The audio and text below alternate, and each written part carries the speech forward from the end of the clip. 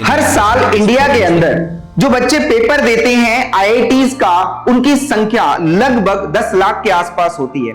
और अगर मैं बात करूं रिजल्ट की, तो रिजल्ट 1.5% होता है। तो really it is a shocking कि भाई 10 लाख बच्चा एग्जाम दे रहा है और रिजल्ट सिर्फ 10 से 15 हजार बच्चों का ही आ रहा है। क्योंकि जब बच्चा एडमिशन लेता है उस टाइम पे उसकी आंखों में एक सपना होता है कि उसे सिर्फ और सिर्फ आईआईटीज में जाना है। क्या आप ये जानते हैं कि 2021 में नीट के बच्चों ने कितनों ने फॉर्म भरा था? तो मैं आपको बता दूं, 21 लाख बच्चों ने एग्जाम दिया था। और उसमें से अगर मैं गवर्नमेंट कॉलेज की सीट की बात करूं तो वो लगभग 94,000 के आसपास हैं। तो भाई लगभग रिजल्ट की बात करें तो वो 4.5% के आसपास चला जाता है। तो भाई कंपटीशन बहुत ज्यादा टफ है, बहुत ज्यादा। लेकिन फिर भी अगर हमारी जो प्रिपरेशन है वो अगर सही ढंग से, सही स्ट्रैटेजी के साथ में की जाए तो बहुत कुछ अच्छा हो सकता है। तो आज का वीडियो जो हमारा है वो आप लोगों के लिए हेल्प करेगा कि किस तरीके से प्लान बनाया जाए जिससे कि आप भी टॉप 1000 की रैंक के अंदर एडमिशन ले पाएं। और अगर आप स्कूल जाने वाले एस्पिरेंट्स हैं और कोचिंग भी जाते हैं तो भाई आज की वीडियो आप लोगों के लिए लाइफ चेंजिंग होने वाली है। बिकॉज आज के इस वीडियो में मैं आपको बताने वाला हूं कि किस तरीके से स्कूल प्रिपरेशन और कोचिंग प्रिपरेशन को बैलेंस करना है। भाई बैलेंस करना ही पड़ेगा क्योंकि और कोई आपके पास ऑप्शंस नहीं है। क्योंकि हर बच्चे के पास सिर्फ 24 घंटे हैं, जिसमें से 6 घंटे के आसपास उसे सोना भी है। तो चलिए शुरुआत करते हैं अपने वीडियो की। मैं हूं जोगिंदर सिंह, आपका अपना mathematics coach, life coach and motivation speaker. तो बच्चों, बिना कुछ देरी के आप पूरा ध्यान इस वीडियो पे लगा दें और 10 से 15 मिनट आप मेरे साथ रहें और जो भी स्ट्रेटजी मैं आपको बताने वाला हूं उन्हें प्रॉपर तरीके से फॉलो करें और अपनी लाइफ में इंप्लीमेंट करें। मैं 100% बोल सकता हूं कि आपकी लाइफ में बहुत कुछ बदलाव हो जाएगा और आपके मार्क्स रियली मतलब इंप्रूव हो जाएंगे, बहुत ज्यादा इंप्रूव हो जाएंगे अगर आज जो बताने वाला हूं वो चीजें लाइफ में अगर आपने इंप्लीमेंट कर ली तो चलिए चलते हैं बिना कुछ देर किए हुए पॉइंट नंबर 1 पे। देखो पॉइंट नंबर 1 ये है कि सबसे पहले आप ये क्यों करना चाहते हैं, आप ये स्ट्रैटेजी बनाना क्यों चाहते हैं, आप बैलेंस करना क्यों चाहते हैं अपनी लाइफ में। स्कूल और कोचिंग के बीच में एडजस्टमेंट आप क्यों करना चाहते हैं?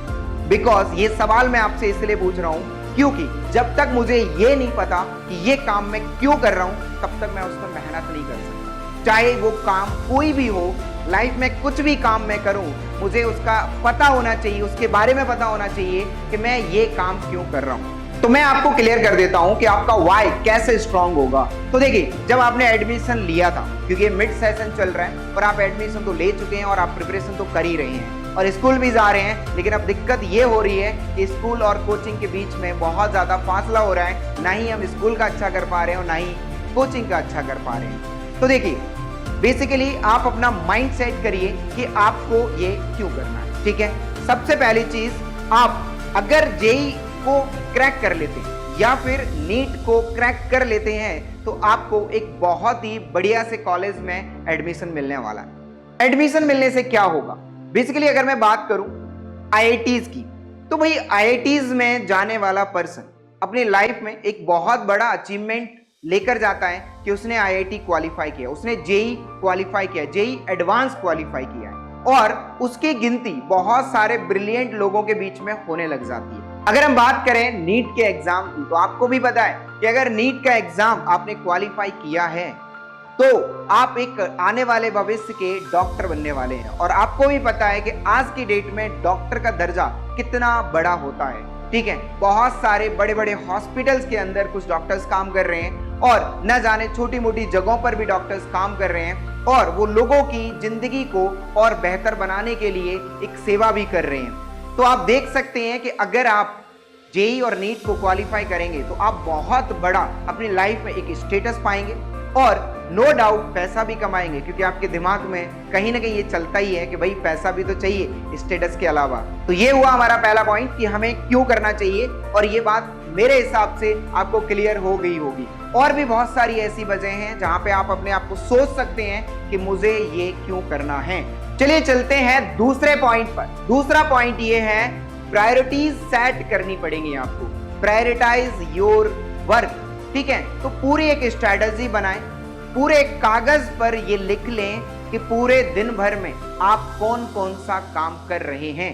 जब आप एक एक करके काम लिखेंगे, सुबह आप उठे, आपने क्या काम किया, उसके बाद आप स्कूल गए, स्कूल में आपने क्या क्या एक्टिविटीज की, उसके बाद आपका स्कूल से आने का टाइम, घर पहुंचने का टाइम, घर से कोचिंग जाने का टाइम, और इस तरीके से आप पूरे टाइम ब्रेक कर करके चीजों को लिखें। इससे आपको यह पता चल जाएगा कि आपके पास पूरे दिन में कौन कौन से काम हैं जो रोज आपको करने पड़ रहे हैं।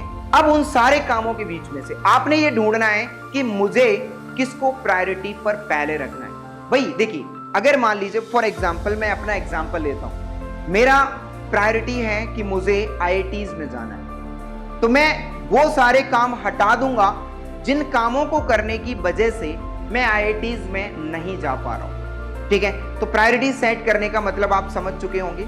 अब मान लीजिए मेरी कोचिंग में मुझे कोई टॉपिक पढ़ाया गया, तो मैं पूरे दिन भर में वो टाइम निकालूंगा जहां पे उस टॉपिक को मैं रिवाइज कर सकूं, जहां पे मैं उस टॉपिक के क्वेश्चंस कर सकूं। तो इसलिए सबसे ज्यादा इंपॉर्टेंट ये है कि आप प्रायोरिटी वाइज काम को लिख लें। तो ये 2 पॉइंट हो गए हमारे, जहां पे आपने सेकंड पार्ट में प्रायोरिटी सेट कर ली है कि आपको कौन सा काम पहले करना है और कौन सा काम बाद में करना है। चलिए बढ़ते हैं तीसरे पॉइंट पर। तीसरा पॉइंट हमारा क्या है, इस बात पर आते हैं। तीसरा पॉइंट है, जो स्कूल का टाइम है उसे आप यूटिलाइज करें। बिकॉज कोचिंग में आप पढ़ रहे हैं, तो मैं आपको बच्चों बता दूं कि कोचिंग की पढ़ाई के साथ साथ में self study is the most important part of your life. अगर आप सेल्फ स्टडी नहीं करेंगे तो वेरी सॉरी टू से कि आपका सिलेक्शन नहीं हो पाएगा। अगर आप सेल्फ स्टडी 5 से 6 घंटे कर रहे हैं तो 100% आपका सिलेक्शन हो जाएगा। तो भाई सबसे पहली चीज आपको सेल्फ स्टडी करनी है। लेकिन जब आप स्कूल जाते हैं और कोचिंग जाते हैं तो उस टाइम पर आप अपनी सेल्फ स्टडी को नहीं कर पाते। क्यों? क्योंकि आपके पास टाइम कम होता है। इसलिए स्कूल के टाइम को आपको यूटिलाइज करना ही पड़ेगा इन एनी हाउ।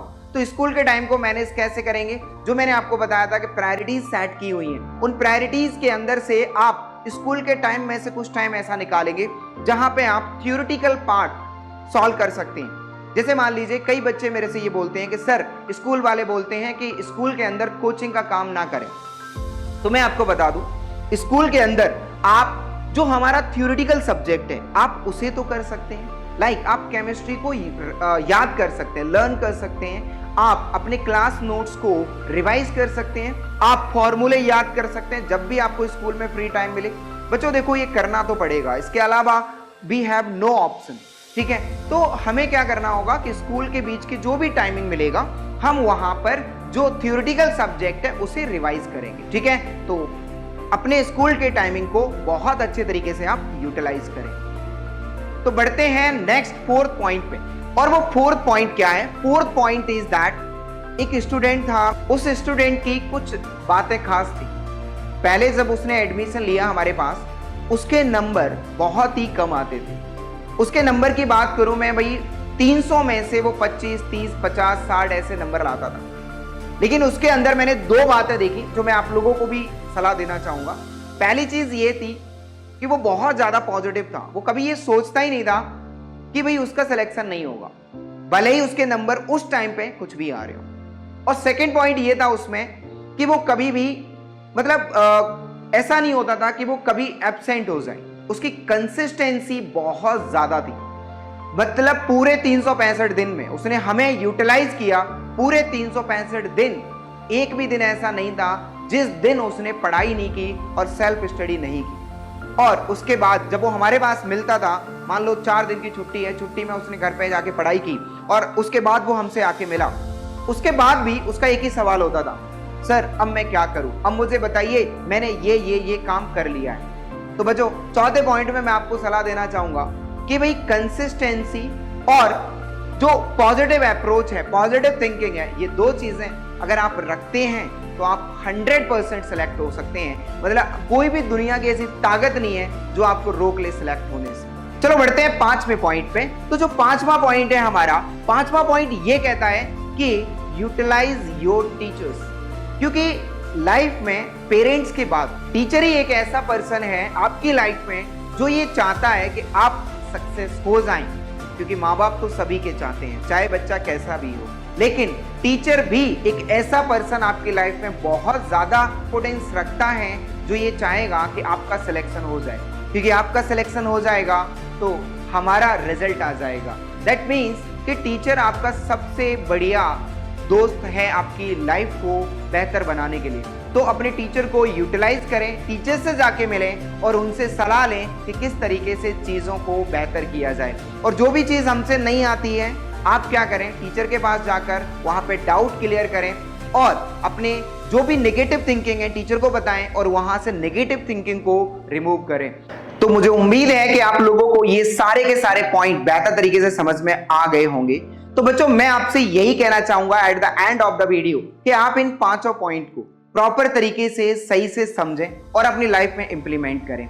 तो अगर आपको वीडियो पसंद आया हो और आपको कौन सा पॉइंट पसंद आया तो ये कमेंट में आप लोग जरूर बताना। और इस वीडियो को अपने जितने भी फ्रेंड्स हैं जो जेईई और नीट की प्रिपरेशन कर रहे हैं उन सभी को फटाफट से फॉरवर्ड कर दीजिए और लाइक कर दीजिए। और हाँ, अगर चैनल सब्सक्राइब नहीं किया है तो अभी के अभी चैनल को सब्सक्राइब कर लीजिए। थैंक यू एवरीवन, मिलते हैं नेक्स्ट वीडियो में।